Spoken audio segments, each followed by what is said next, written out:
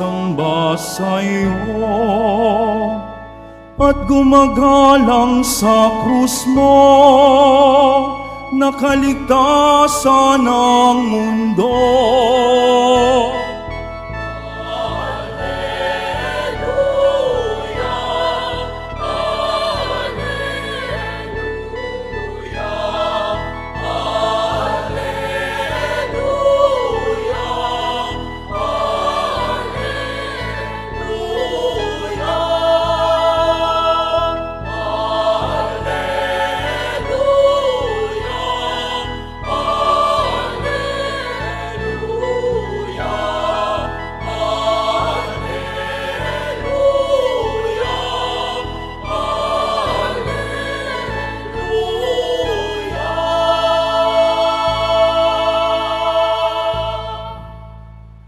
Sumainyo ang Panginoon.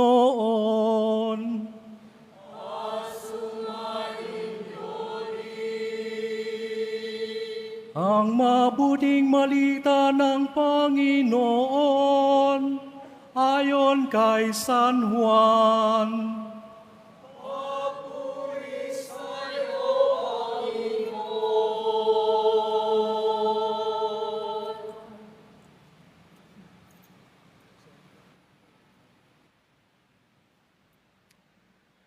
Noong panahong iyon, sinabi ni Jesus kay Nicodemo, walang umakyat sa langit, kundi ang bumaba mula sa langit, ang anak ng tao.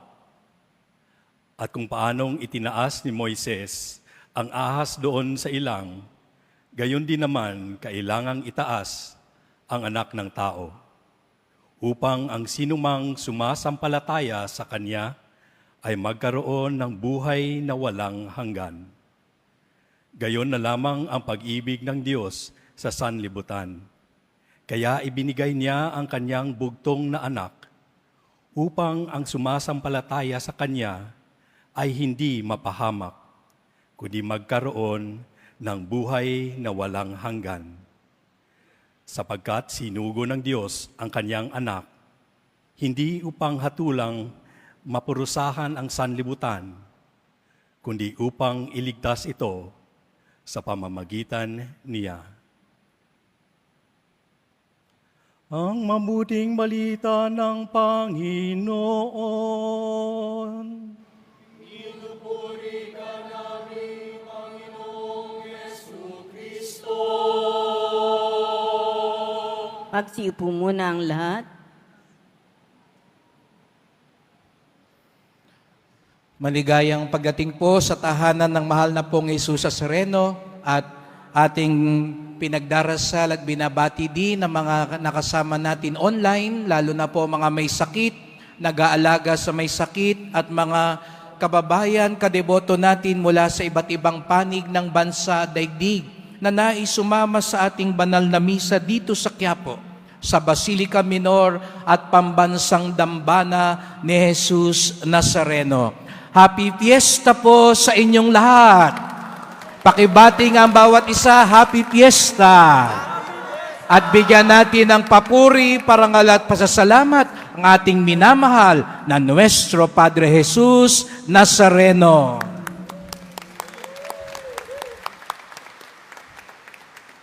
Sabihin nyo nga sa katabi nyo, buena mano ka.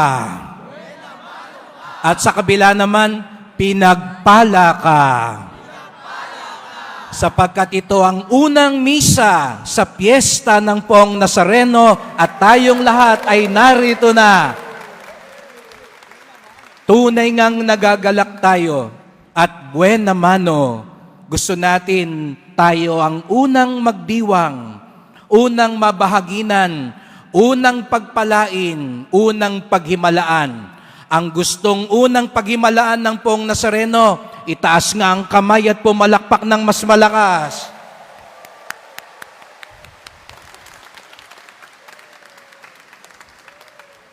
At tunay nga po, sapagkat ang piyesta din natin ngayong taong ito ay makasaysayan at mabiyaya.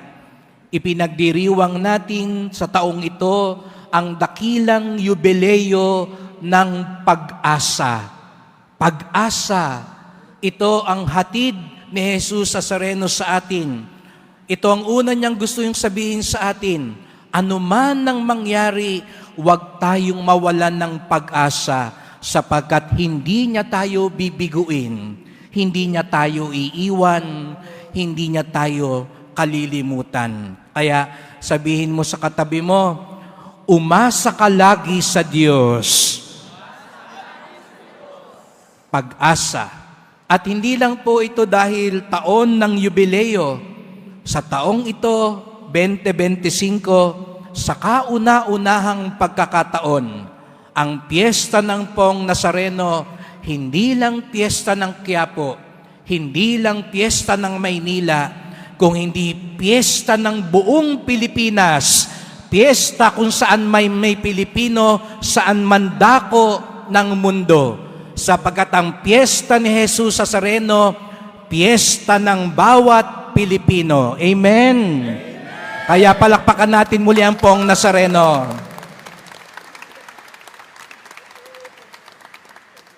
Kaya naman, ang paanyaya niya sa atin, na huwag tayong mawala ng pag-asa, huwag din tayong matakot sa krus. Lagi ko po itong sinasabi, hindi na siya Nazareno kung walang krus. Kapag tinanggal nyo ang krus, sasabihin nyo siguro, ay, hindi na yan ang Nazareno. Hindi yan ang pinunta ko. Sapagkat lahat naman tayo dito, mga kapatid, may pasan-pasang krus. Ngunit, ano nga ba ang krus ng Poong Nazareno? Anong pagkakaiba ng krus? Baka sabihin nyo, may krus akong dala-dala ngayon, pero talaga bang krus siya ng Nazareno? Talaga ba yan yung krus ng pakikiisa natin sa Kanya? Kasi pwede nating sabihin lagi, krus ito. Pag nakita mo ng asawa mo, sabihin mo siguro, ito ang krus sa buhay ko eh. O pag nakita mo yung anak mo, o nakita mo yung kasama mo sa trabaho, yung kaaway mo, sabihin mo, ito yung krus ko sa buhay. Yung ba talaga ang krus? Dalawang katangian daw para malaman natin kung ito ay talagang krus ng Poong Nazareno. Una, ito ay krus, bunga ng pagsunod. Pagsunod. Kaya nga sa taong ito, ang tema natin, mas mabuti ang pagsunod kaysa paghahandog sa mga umaasa kay Jesus. Pwede kasing nasasaktan ka, pero hindi naman yung bunga ng pagsunod. Huwag mong isipin na krus yan, pero kaya yan nangyari kasi hindi ka naman sumusunod. Sinasabihan ka na ngang huwag kumain masyado ng matatamis. Kain ka ng kain, tapos pag nagka-diabetes ka, sabihin mo, ito ang krus ko. Hindi ang krus. Kasi ang tunay na krus, bunga ng pagsunod. Halimbawa, sumunod ka sa Diyos, nagsabi ka ng totoo. Dahil doon, pinagkakaisahan ka, pinagtutulungan ka, chinichismis ka. Yan ang krus. Dahil yan ay bunga ng pagsunod. Tapat ka sa asawa mo. Dahil dyan, nahihirapan ka. Maraming tukso. Pero pinaglalabanan mo lahat yan. Nagsusumikap ka sa trabaho mo. Sumusunod ka. Di ba ganun ang nangyari sa Poong Nazareno? Sumunod siya sa Ama. Anong nakuha niya? Ang krus. Ang krus ng ating kaligtasan, bunga ng pagsunod. Hindi lahat ng pagpapahirap krus. Kung yung pagpapahirap mo ngayon, dulot din ng masamang bisyo, dulot ng masamang ugali, dulot ng hindi tama, hindi po yung krus. Sapagkat ang tunay na krus, bunga ng pagsunod.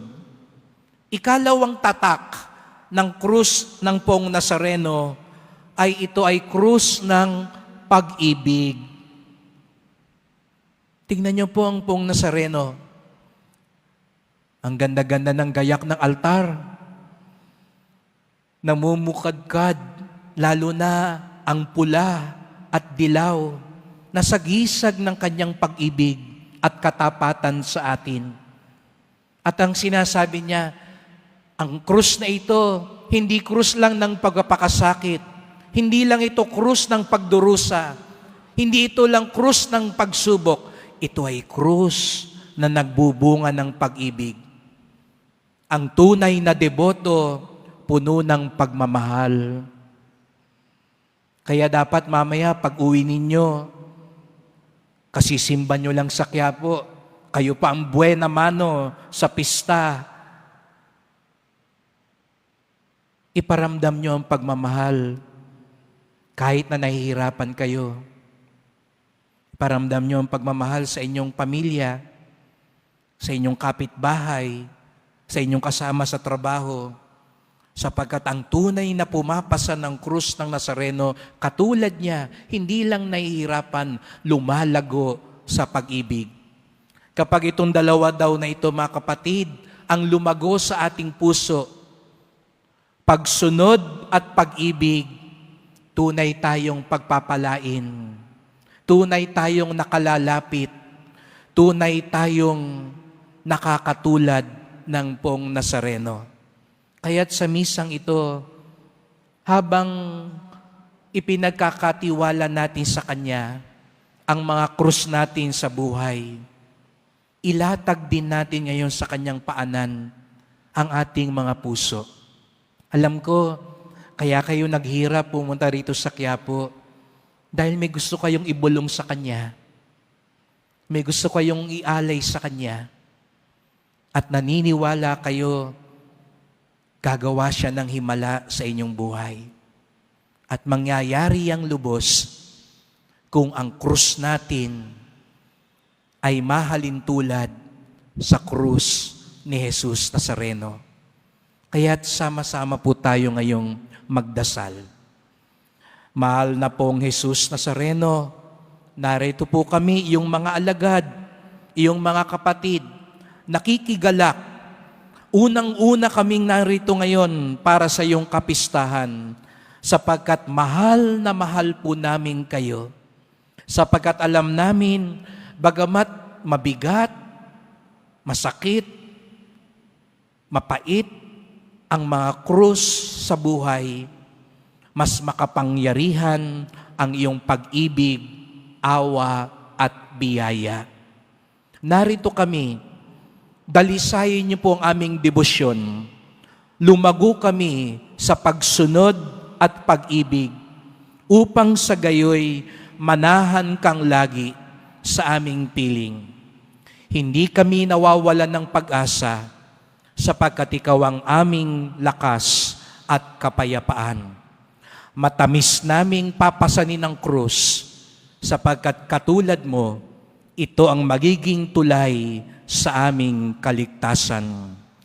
Maligayang kapistahan, mahal na pong Jesus Nazareno, kaawaan niyo po kami, basbasan niyo po kami. Amen. Amen.